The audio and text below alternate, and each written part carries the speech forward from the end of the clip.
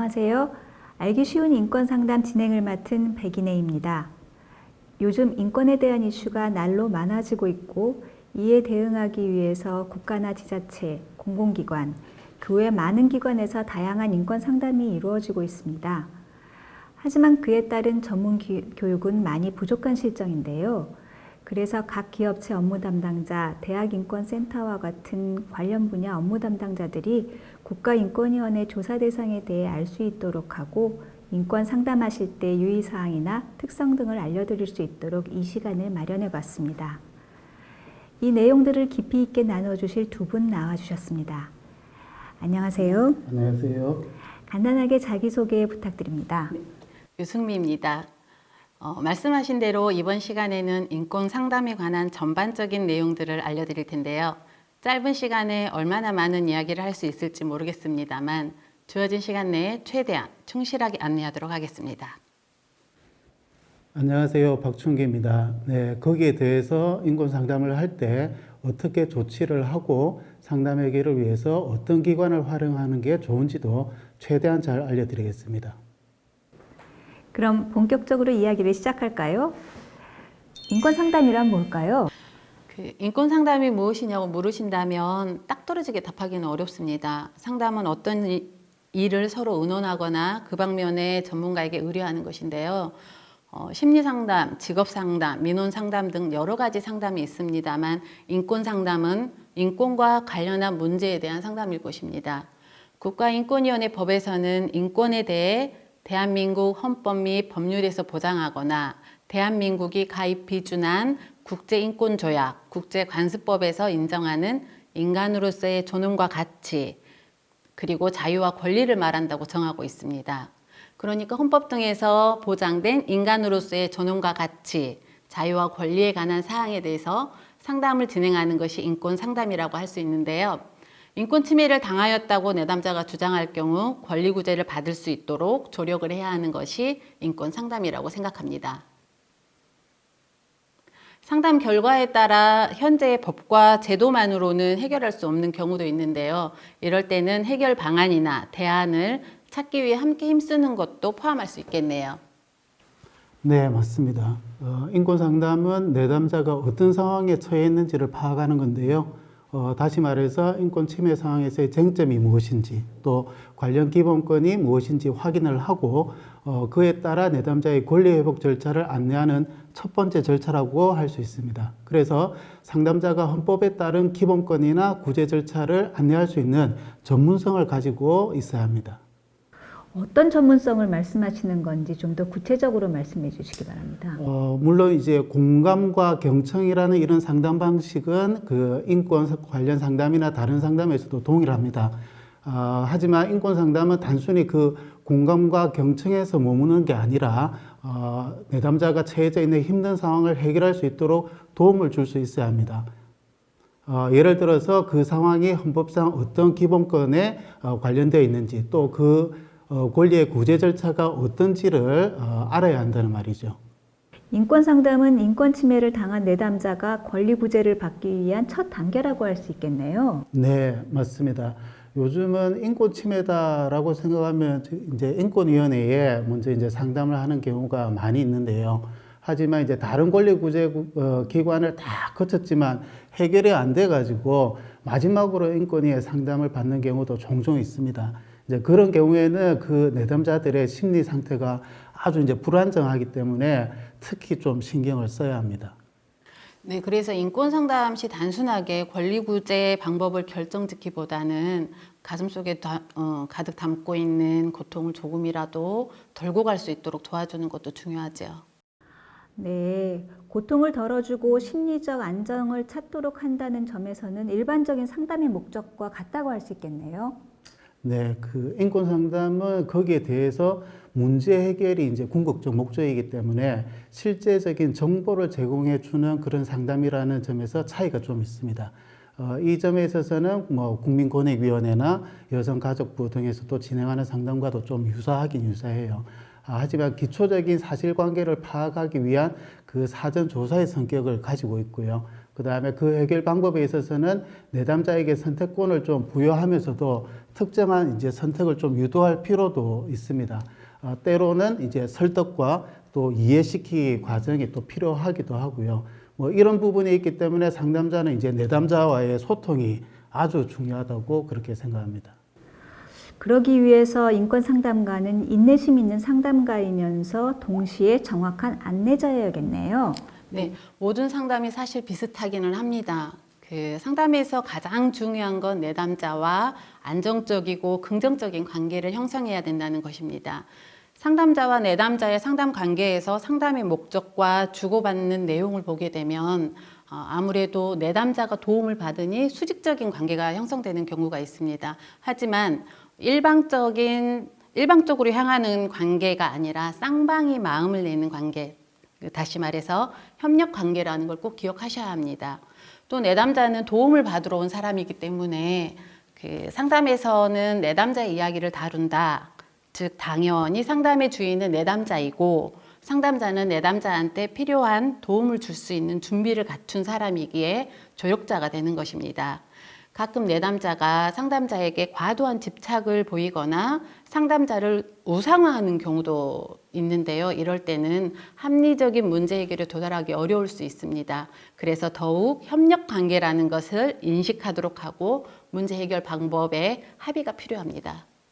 네, 정말 중요한 부분을 짚어주셨고요. 또 이제 상담자는 내담자가 문제를 해결하기 위해서 지금까지 해온 노력들이 있잖아요. 이런 부분들을 좀 인정해주는 그런 태도가 좀 필요하고요. 대부분 이제 사회적 약자들이 좀 많이 오시기 때문에 그런 인권 침해에 대한 어떤 권리 구제 방법들을 잘 모를 수 있기 때문입니다. 그리고 무엇보다 중요한 것이 이제 내담자가 처한 상황을 이해하려고 이제 노력하는 자세가 아닐까 싶습니다. 고통에 대해서 공감을 하고 해결 가능한 방법을 찾을 수 있도록 노력을 해야 된다는 거죠. 그렇다고 해서 해결이 안 되는 것을 뭐 해결 가능한 것으로 이렇게 오인하게 하면 또 안 될 것 같습니다. 그 인권 상담의 마음가짐도 중요한 것 같습니다. 그 인권 상담자의 마음가짐 마지막은 선입견을 가져서는 안 된다는 것입니다. 상담을 하다 보면 설마 그런 일이 있겠어 라고 이렇게 생각을 했는데 내담자의 주장이 사실인 경우도 있습니다. 그리고 또 이런 문제까지 인권 침해라고 할 수 있나 라는 생각이 들 수도 있겠는데 인권은 발견된다는 말이 있는 것처럼 인권의 영역은 계속 확장되고 있습니다. 그런 상황에서 정확하게 상황을 분석하고 적절한 조언을 제공하는 것이 쉽지 않아 보이는데요. 실제 상담을 하시면서 얻은 노하우가 있으실까요? 먼저 내담자가 자기 문제를 어떻게 보고 있는지를 파악해야 합니다. 어떻게 파악하느냐에 따라 문제 해결의 방법을 모색할 수 있기 때문이고요. 그 다음으로는 내담자가 많은 이야기를 할 수 있도록 개방형으로 질문하는 것이 중요합니다. 선생님은 그때 어떻게 대처하셨습니까? 이런 방식으로 말이죠. 그 내담자가 자신의 문제에 관해 말할 수 있는 또 충분한 시간을 줘야 합니다. 상담자가 자꾸 이렇게 시계를 보거나 그러면 아무래도 내담자가 빨리 끝내라는 것인가 라고 오해할 수도 있기 때문입니다. 물론 한 20-30분 정도 상담을 진행을 했는데도 아무리 잘 들어봐도 요지 파악이 안 되는 경우도 있습니다. 그럴 때는 상담자가 이해한 내담자의 주장을 잘 정리한 후 상담을 종료할 필요도 있습니다. 그렇게 잘 들은 이야기를 요약하고 종합해서 확인시켜 주시고요. 필요하다면 경청하고 있다는 뜻으로 고개를 끄덕이거나 눈을 자주 이렇게 마주치면서 들어주셔야 합니다. 네, 그리고 이건 좀 사소한 부분일 수도 있겠지만, 내담자가 이제 안정적인 공간에서 내가 상담을 하고 있구나, 라는 그런 느낌을 느낄 수 있도록 좀 상담 공간도 쾌적한 이런 공간을 좀 마련해 주셔야 될 것 같고요. 내담자를 이제 맞이하면서 좀 긴장을 풀 수 있도록 이런 조치도 좀 필요해 봅니다. 그 다음에 또 대답하기 전에 이제 좀 충분히 생각을 하고 가급적이면 이제 단정적 말투라든지 아니면 뭐 즉각적으로 뭐 어떤 것을 제시하는 거 이런 거는 좀 삼가하셔야 될 것 같습니다. 간혹 상담 혹은 조사의 공간 자체 때문에 인권 침해가 일어나는 경우도 있습니다. 2017년도 우리 위원회 결정례를 보면 성희롱 구제 신청 조사에서 피진정인의 자리에서 진정인의 조사를 이렇게 한 바가 있습니다. 그래서 이것은 우리 위원회에서는 사생활의 비밀과 자유 침해이자 인격권 침해로 이렇게 결정한 바 있습니다. 내담자가 편안한 분위기에서 상담할 수 있는 환경을 조성하는 의미에서 또 다른 인권 침해를 예방하기 위해 안정적인 공간의 제공은 필수적입니다. 자연스럽게 인권 상담에 있어서 또 한 가지 짚어봐야 할 중요한 문제인 상담 내용과 정보를 어떻게 보호할 것이냐 하는 문제를 지적해 주셨는데요. 상담 정보 보호 어떻게 해야 할까요?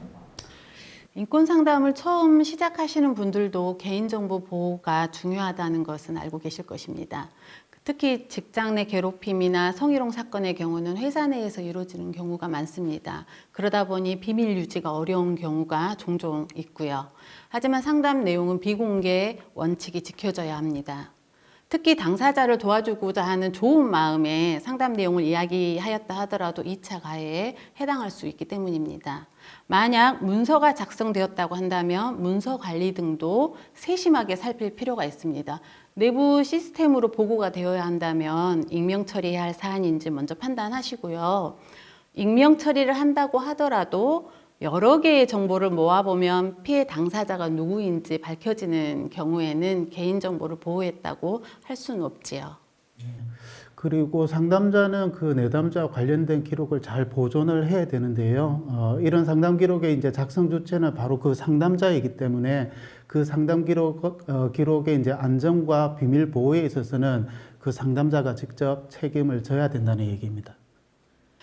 이런 비밀 보호가 제대로 이루어지려면 인권 상담을 하는 기관에서는 매뉴얼, 즉 지침을 만들어 두셔야 합니다. 상담과 관련한 기록물은 어떻게 보관한다라든지 지침을 마련하고 그것에 대해 따르면 되겠죠.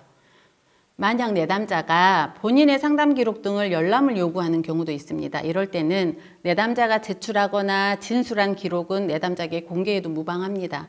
그런데 내담자의 인권 상담 기록에 가해자나 참고인의 진술이 내 개인정보가 이렇게 포함되어 있다면 유의해야 합니다. 공개되는 당사자의 의견도 구해야 되고요. 또 연구 목적이나 사례 전파를 위해 상담 사례가 공개되는 경우가 있습니다. 이 경우에도 익명 처리는 기본적으로 하겠으나 내담자가 본인의 동의 없이 사례가 전파되는 것에 대해 불쾌감을 느낄 수 있고요. 또 여러 가지 정황을 맞추어 추정하다 보면 원치 않게 여러 사람의 사례, 어떤 사람의 사례라는 것이 밝혀지기도 하니까 이때도 꼭 내담자의 동의를 구하고 유의해 주셔야 합니다. 그런데 이제 모든 경우에 있어서 뭐 비밀 보호를 다 해야만 되는 건 아닙니다. 상담 내용 중에 이제 누군가의 이제 생명이나 사회 안전을 위협하는 경우가 발생한 경우에 이제 있어서는 내담자의 동의가 없어도 상담 내용을 알릴 수는 있습니다. 예를 들어서 이제 뭐 범죄와 관련된 내용이라든지 아니면 이제 사람의 생명이나 뭐 긴급을 위하는 경우라든지 이러한 경우에서는 제3자나 관련 기관 등에 그 해당 상담 내용을 공개할 수도 있습니다. 뭐 또 사법기관 등 다른 기관에서 뭐 그런 개인정보가 뭐 포함된 상담 내용을 제출해 달라라는 경우가 있는데요. 그때는 이제 그 제출 요구에 대한 법적 근거라든지 이런 부분을 확인하시고 처리를 하셔야 될 것 같습니다. 이런 여러 가지 상황에 대처하면서 이제 고민이 좀 되는 부분이 아마 있을 건데요. 그러면 그때 이제 동료 전문가의 이제 자문을 좀 구해서 그렇게 해결해 나가시면 좋을 것 같습니다. 네, 어떤 경우에서든 내담자 중심으로 생각을 하고 상담을 하되 몇 가지 예외 상황이 발생했을 때는 원칙에 따라 상담을 이어나가거나 중단할 수도 있어야 된다는 점, 또 비밀 보호에도 힘써야 된다는 점을 기억하시면 되겠습니다. 사실 정말 다양한 사례들이 발생할 수 있기 때문에 그때그때 순발력도 필요하고 전문가들의 도움도 필요할 수 있겠다는 생각이 드네요.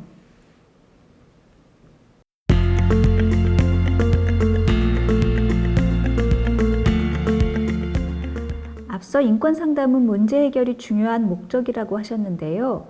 인권 침해에 있어 문제 해결이라 하면 뭘 의미하나요? 네, 그 어떤 인권을 침해당한 것인지 파악을 하고요. 그다음에 구제의 방법을 모색하는 것이라고 할 수 있습니다.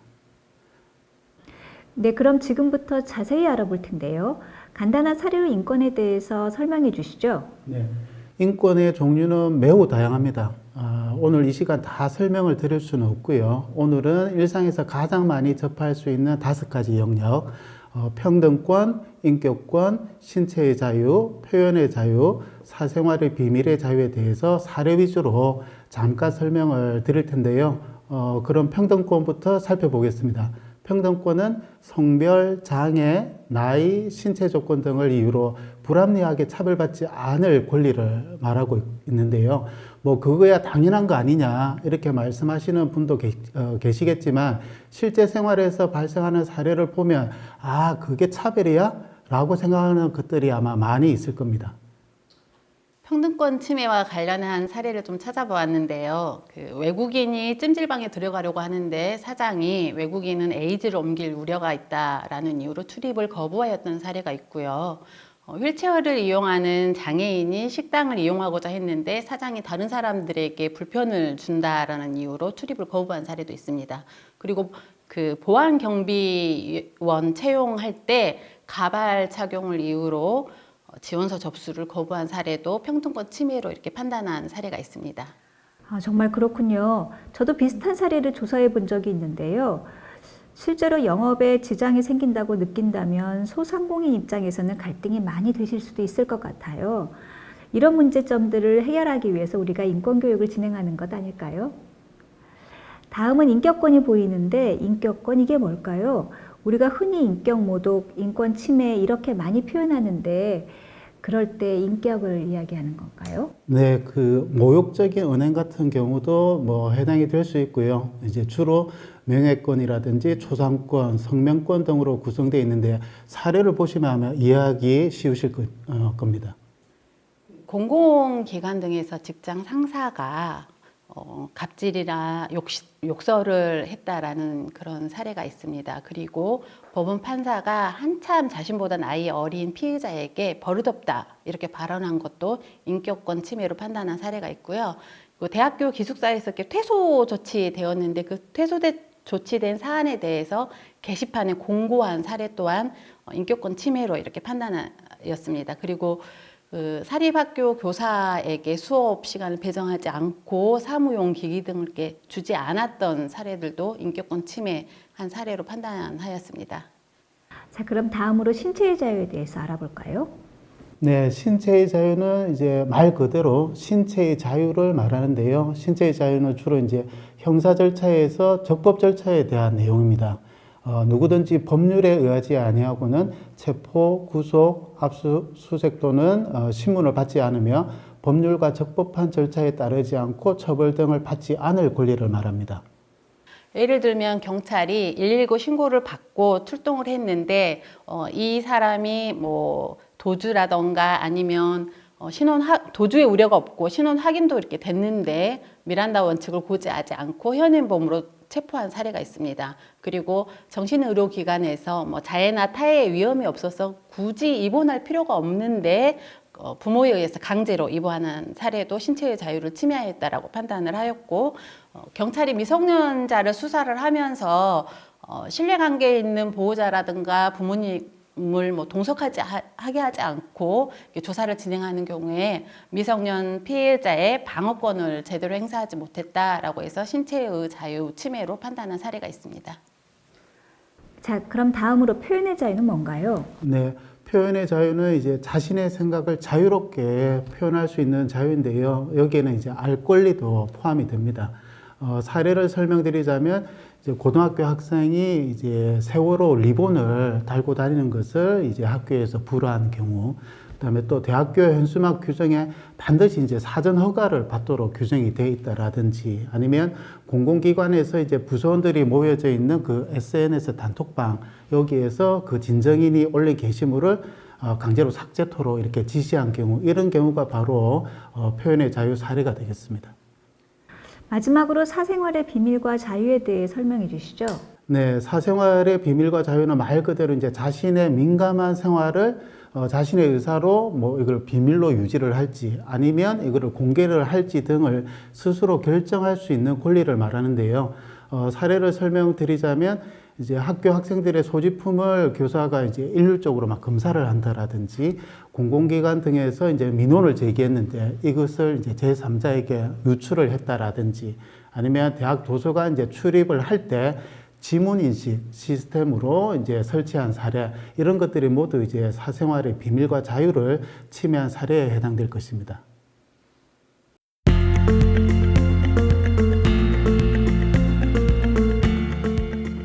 인권이 우리 실생활과 참 밀접한 관련이 있네요. 그런데 사실 이렇게 본인의 인권을 침해당한 분들 입장에서는 인권 침해니까 인권위원회에 가야지, 이건 괴롭힘이니까 어디를 가야지, 이렇게 구분하기가 쉽지 않을 것 같아요. 하지만 상담가라면 이런 부분에 대해서 좀 더 알고 있어야 할 것 같거든요. 인권위가 조사할 수 있는 인권 침해 조사 범위는 어디까지인가요? 인권위원회에서 조사가 가능한 것은 크게 이제 두 가지로 나눌 수가 있습니다. 하나는 이제 침해 사건이고 하나는 차별 사건인데요. 먼저 침해 사건이라는 것은 국가기관 또는 공공기관 그리고 다수인 보호시설의 이제 업무 수행과 관련해서 헌법 제10조에서 제22조까지의 기본권을 침해당한 경우가 가능합니다. 일단 침해 사건부터 좀 더 구체적으로 설명해 주시겠어요? 침해 사건은 위에서 말한 피진정 기관이나 업무 관련성, 관련 기본권이 모두 해당되어야 조사가 가능합니다. 첫 번째로 인권 침해를 한 가해자가 피진정 기관이 어디이냐에 따라서 달라지는데요.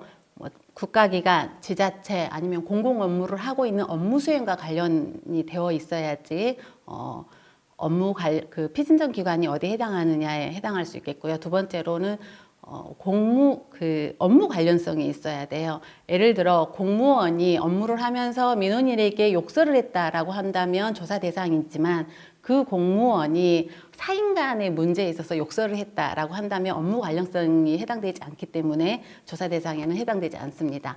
마지막으로는 헌법 관련 기본성이 있어야 되는데 관련 기본권과 관련해 가지고는 우리 위원회는 헌법 10조에서 제22조까지 보장된 기본권을 조사를 하고 있는데 우리 많이 내담자들이 내가 이런 금전적인 손해를 입었다 이래서 인권위원회에 조사를 해달라라고 요청하시는 경우가 있습니다. 그런데 재산권 같은 경우에는 헌법 23조에 해당하기 때문에 관련 기본권에 해당하지 않아서 인권위원회 조사 대상에 해당되지는 않습니다. 그렇군요. 정리하자면 인권위원회에서 조사할 수 있는 침해 사건은 침해 주체, 즉 가해자가 공무원 등 공적 업무를 하는 자로 한정되어 있고 업무 관련성이 있어야 하고 헌법 10조에서 22조까지의 기본권 침해 사항만 가능하다 이런 말씀이신 거죠? 그럼 차별 사건도 침해 사건과 요건이 같은가요? 아닙니다. 인권위법에서 이제 조사 대상으로서의 침해 사건하고 차별 사건은 규정이 좀 다릅니다. 가장 큰 차이점은 침해 사건은 그 침해 주체, 즉 가해자가 한정이 되어 있다라고 아까 말씀을 하셨는데 차별 사건은 차별 주체, 즉 가해자가 제한이 없습니다. 그래서 공적인 업무를 하는 자 외에 기업이나 법인, 단체 그리고 심지어 개인도 차별 사건의 가해자가 될 수가 있습니다. 한마디로 차별 사건은 모든 사람이 가해자가 될 수 있다 그 말씀이신 거죠? 네, 맞습니다. 차별은 주체에 있어서는 제한이 없고요. 하지만 이제 조사 대상 차별 사건은 요건이 몇 가지 더 있습니다. 우선 차별을 하는 비교 대상이 있어야 하는데요. 만약 장애를 이유로 하는 차별이 부당하다라고 이제 상담을 하는 경우에 그 비교 대상은 장애라는 그 차별 사유에 대한 비교 대상, 즉 장애가 있는 사람과 장애가 없는 사람이 있어야 합니다. 네, 비교할 대상이 있어야 한다는 말씀이시군요. 몇 가지 요건이 있다고 하셨는데 또 다른 요건은 어떤 것들이 있을까요? 네. 인권위법에서는 19가지의 이제 차별 사유를 특정하고 이러한 사유로 차별을 한 경우에 대해서 조사를 할 수 있다라고 이렇게 규정이 되어 있는데요. 장애, 성별, 인종, 사회적 신분 등 이런 게 차별 사유에 해당이 됩니다. 19가지 차별 사유에 해당하지 않으면 모두 조사할 수 없는 건가요? 그렇지는 않습니다. 위원회법은 19가지 사유 등으로 이렇게 규정하고 있어요. 그래서 해석의 여지를 좀 남겨두고 있습니다. 예를 들어서 징계를 이유로 승진 대상에서 원천적으로 배제되었다던가 아니면 신용 등급이 낮다라는 이유로 뭐 파견 근무에 선별하는 과정에서 원천적으로 배제되었다든가 그러한 부분에 대해서는 차별로 결정한 바가 있습니다. 그래서 19가지 사유에 해당하지 않는 경우라고 할지라도 다른 요건이 충족되면 조사가 가능하기 때문에 위원회하고 논의하는 것이 필요합니다. 자, 이제 비교 대상과 차별 사유만 있으면 조사가 가능한 거죠? 그게 다는 아니고요. 예.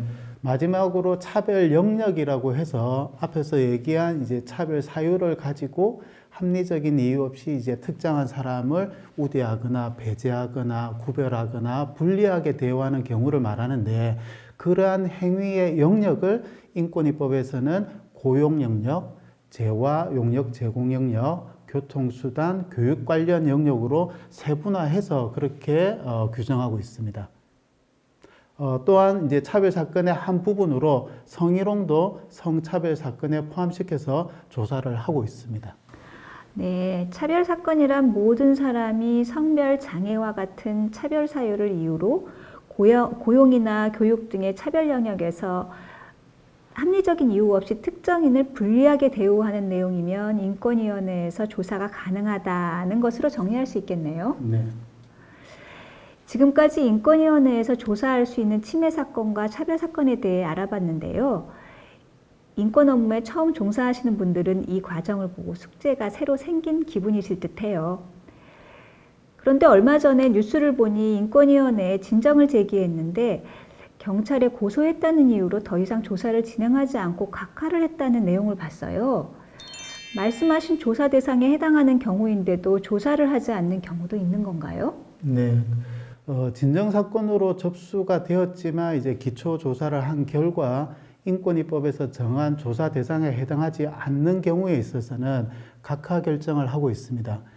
각하 대상이란 이제 조사 대상 요건에 해당하지 않거나 조사 진행이 힘든 경우 등을 이제 정하고 있는데 총 10가지를 규정하고 있습니다. 10가지 각하 대상에 해당하면 조사를 하지 않고 종결한다는 얘기인데 그 10가지 각하 대상을 간략하게 설명해 주시겠습니까? 네.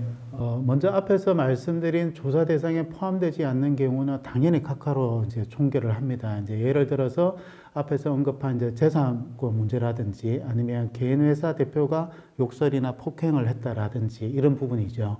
얼마 전에 이제 사립병원에서 의사로부터 이제 부당한 발언을 들었다라고 해서 인격권 침해라고 이제 사건이 들어왔는데 그 사립병원 내에 인권침해 사안은 우리 위원회의 조사 대상에 해당하지 않아서 각하로 종결이 되었습니다. 진정인의 입장에서는 좀 억울할 수도 있겠는데요. 이게 왜 인권침해가 아니냐면 그때 그분이 이제 항의까지 하셨는데 인권위법에서 말하는 인권의 정의와 인권위법에서의 이제 조사 대상에 있어서는 차이가 좀 있습니다. 그러한 점을 설명을 드리고 각하 사유를 설명한 적이 또 있었습니다. 두 번째로는 이제 명백히 거짓이거나 이유 없다고 인정되는 경우인데요. 실제 있었던 상담인데 어떤 내담자가 태양을 조사해달라라는 이제 상담이 들어왔었습니다. 그 이유를 물어보니까 태양이 자신을 계속 따라다니면서 머리를 계속 태운대요. 그래서 자기가 이제 탈모가 생겼다고 진정을 제기한 경우도 있습니다. 이런 경우에는 이제 거짓이거나 이유 없다고 인정이 돼서 각하로 결정된 그런 사례도 있습니다. 그렇군요. 계속해서 각하 대상을 설명해 주시죠. 그 세 번째는 피해자가 아닌 제3자가 제기한 진정사건에서 피해자가 조사를 원하지 않은 경우입니다. 어떤 피해자를 도와주기 위해 피해자가 아닌 사람이 진정을 제기했지만 간혹 피해자가 조사를 원하지 않는 경우가 있어요. 이럴 때 조사를 원하지 않는 이유야 뭐 진정 내용이 해소되었다는 등 여러 가지 이유가 있더라고요. 그런 경우 인권위원회에서는 피해자의 의사에 반하여 조사를 하기는 어렵습니다. 그러면 혹시 피해자가 특정되지 않도록 조사할 수는 없는 건가요? 피해자가 특정되지 않는 익명이나 가명으로 제출된 진정사건은 각하 대상에 해당하지만 피해자를 익명으로 해서 조사는 가능합니다. 예를 들어 학교 내에서 어떤 학생이 교사로부터 모욕적인 이야기를 들었다라고 했었을 때는 피해자가 특정되지 않으면 조사하기가 어렵잖아요. 그런데 학교 규칙이 인권 침해 사항이 있다라고 했었을 때는 피해자가 특정되지 않아도 조사는 가능하잖아요. 이럴 때는 조사가 가능하기 때문에 만약에 이러한 경우가 있다라고 한다면 피해자를 익명으로 해서 조사를 해주세요라는 그런 의견을 진정 접수 제기 당시에 해주시면 도움이 될 것 같습니다. 알겠습니다. 이런 부분도 상담하실 때 얘기해 주시면 좋을 듯 하네요. 그리고 다른 각하 대상은 또 뭐가 있을까요? 네. 네 번째로는 침해 상황이 발생한 후 1년이 지나서 진정을 제기한 경우로 너무 오래된 침해 사건은 이제 증거 확보의 어려움으로 조사를 진행하지 않는 경우인데요. 현재 위원회법에서는 그 기간을 1년으로 지금 정하고 있습니다. 1년이란 기간이 어떻게 보면 짧을 수도 있다고 보는데 피해자 입장에서는 인권위원회에서 이런 권리 구제를 할 수 있었는지조차 모르는 상황에서 뒤늦게 알고 상담이나 조사를 원하는 경우도 있지 않을까요? 네, 맞습니다. 어떤 분들은 이제 이 1년, 이 기간이 너무 짧다라고 말하는 분도 계시고요. 하지만 이제 현 규정상으로는 1년이 넘어서 진정을 제기하면 일단은 각하가 되고요. 다만 단서 조항으로 이제 시효가 완성되지 아니한 사건은 위원회 결정에 의해서 1년이 넘은 사건도 조사가 가능할 수도 있습니다. 그나마 1년 넘는 사건도 조사가 가능한 방법이 있다는 여지를 남겨둔 게 피해자 입장에서는 다행인 듯 싶지만 일반적 사건에 적용되기는 힘들지 싶네요. 네, 그럼 5번째 각하 대상에 대해 설명해 주시죠. 재판이나 수사 그리고 다른 법률에 따른 구제 절차가 진행 중이거나 종결된 경우입니다. 인권 침해를 당한 사람은 구제받기를 위해서 인권위, 검찰, 경찰 등 모든 기관의 민원이나 진정, 청원을 제기하는 경우가 있어요. 이럴 때 이런 모든 곳에서 동일한 사건을 중복하여 조사를 한다면 행정 낭비가 되잖아요. 그래서 어느 한쪽에서만 조사를 하라라고 규정한 것이 바로 이 경우입니다. 만약 인권위에 진정을 제기하고 검찰이나 경찰 등의 동일 내용으로 또 고소를 했다고 한다면 우리 위원회는 조사를 하지 않고 검찰, 경찰에서 조사를 이렇게 하도록 규정하고 있습니다. 다만 이 경우에도 특정 사안에 있어서는 수사가 진행 중이더라도 인권위원회에서 진정사건을 조사할 수 있도록 규정되어 있는 경우도 있습니다. 특정 사안이라는 게 어떤 경우를 의미할까요? 수사기관이 인지를 해서 형법 제123조에서 125조에 해당하는 내용과 같은 사안이 인권위에 이제 진정이 된 경우인데요.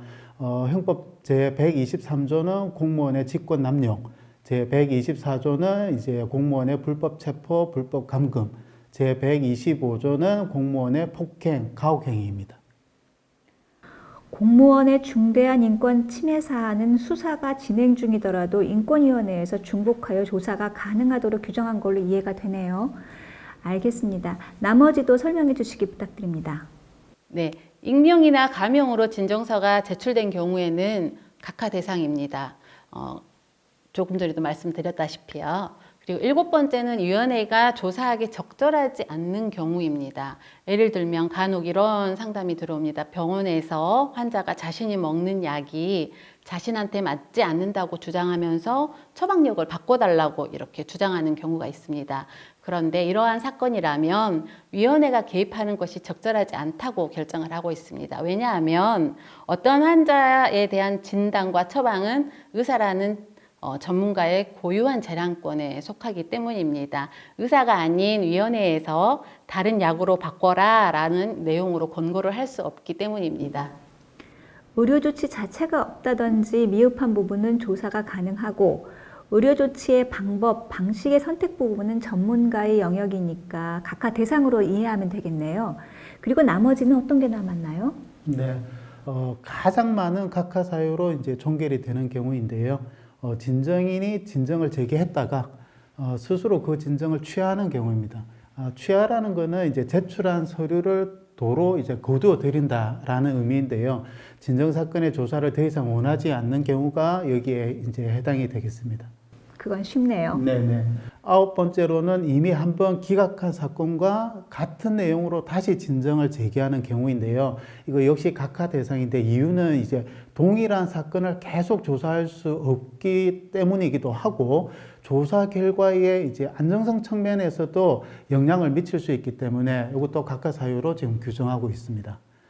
끝으로 진정 내용이 이제 법원이나 헌법재판소의 최종 결정에 반하는 경우인데요. 이건 뭐 상식적으로 생각을 해도 이해가 가능하시겠지만 인권위가 사법기관의 최종 결정과 반대되는 내용으로 뭐 조사를 한다라든지 결정을 한다라든지 하면 그거는 법적 안정성을 해칠 수 있기 때문입니다. 네, 잘 들었습니다. 인권위의 조사 대상과 각하 대상에 대해 들어보니 인권위원회에서 모든 구제를 다 할 수 있는 것은 아니구나 새롭게 알게 된 것 같네요. 하지만 국민들의 기본권 보장에는 사각지대가 있을 수 없겠죠. 있어서도 안 되고요.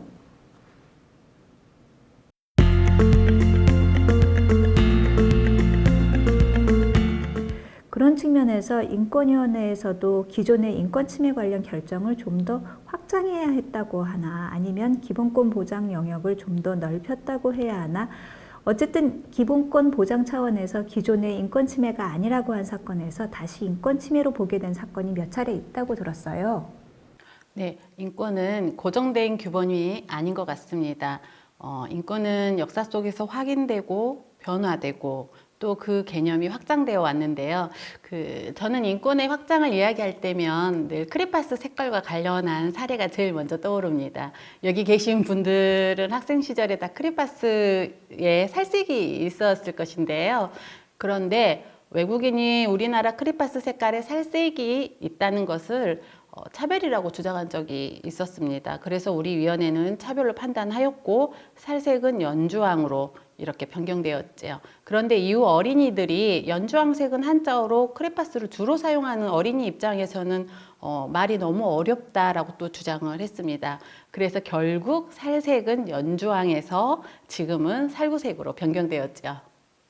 어떻게 보면 인간이 누려야 할 기본적 권리라는 인권 용어 말 자체의 변화의 속성이 담겨 있다고 볼 수 있을 것 같습니다.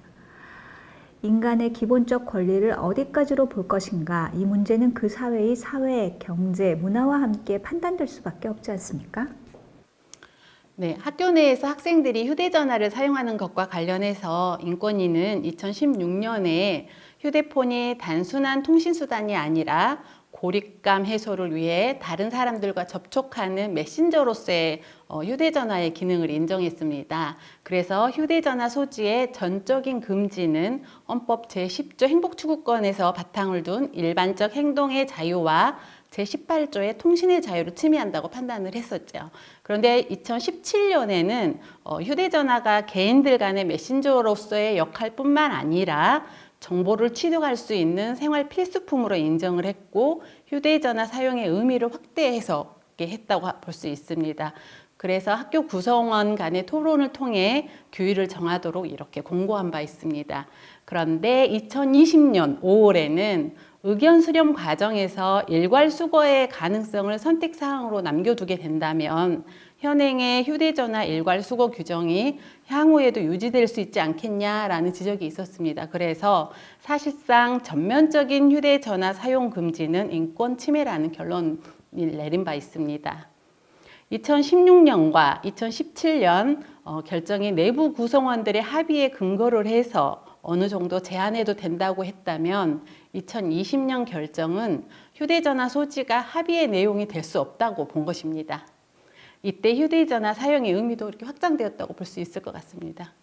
네, 휴대폰 사용 관련해서는 이러한 사례도 있습니다.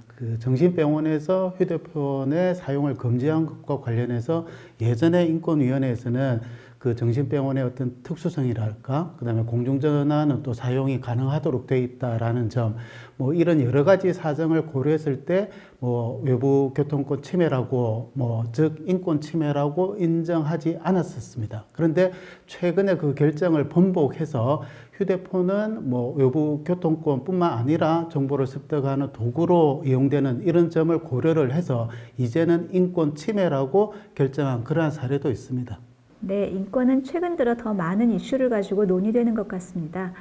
과학이나 의료기술의 진화에 따른 철학적인 몇 가지 의제들도 인권의 변화에 영향을 미치고 있지 않습니까?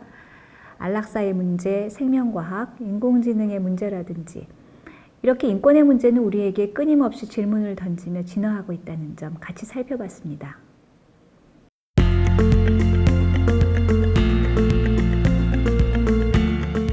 자, 이제 마지막으로 인권상담 그 이후의 이야기를 해보려고 하는데요. 일반 국민들이 국가인권위원회에 인권상담을 하는 경우는 대부분 다른 상담기관을 한번 거쳐오시는 경우가 많죠. 직장인의 경우에는 직장 내 고충 상담을 통해 먼저 상담을 했지만 해당 기관에서 해결이 안 되어 소개를 받거나 민원인 스스로 검색을 해서 오게 되는 경우가 많습니다. 맞습니다. 그래서 이제 좀 답답함을 느끼시는 분들도 계실 텐데요. 많은 국가기관이 이제 국민의 불편을 해소하기 위해서 각종 이제 상담 창구를 운영 중인데 통일된 상담 창구는 없고 기능들은 또 일부 중복되어 있기도 합니다. 하지만 상담기관에서 그런 내용은 인권위원회에서 해결할 수 있다라고 잘못 안내를 하시거나 그랬는데 내담자가 오셨는데 인권위원회에서 저희가 조사할 수 없습니다 라고 이렇게 되면 내담자의 실망감이 크시겠죠. 화를 많이 내시는 분들도 계십니다. 보시는 것처럼 무조건 모든 내용을 인권위원회에서 조사할 수 있는 것은 아닙니다. 국민불편신고는 120번, 고충상담과 공익신고는 국민권익위원회 등 각각 담당하고 있는 기관들이 있죠. 이 부분을 잘 참고해서 내담자의 사례에 맞게 안내를 잘 해드리는 것이 좋겠습니다. 예를 들면 국민권익위원회와 우리 국가인권위원회를 많이 혼동하시는데요. 사실은 다른 기관입니다. 그렇군요. 최초로 상담을 할 때 어디에 어떻게 진정을 하고 조사가 진행되게 할 것인지 잘 결정을 하는 것이 내담자나 상담자 모두에게 중요한 일인 것 같습니다. 지금까지 인권의 의미, 또 인권 상담의 의미와 어떤 점들을 유의해야 하는지까지 살펴봤는데요. 현장에서 참고가 되고 상담의 시작점과 기준점이 될 수 있는 유의미한 시간이 되었길 바랍니다. 감사합니다.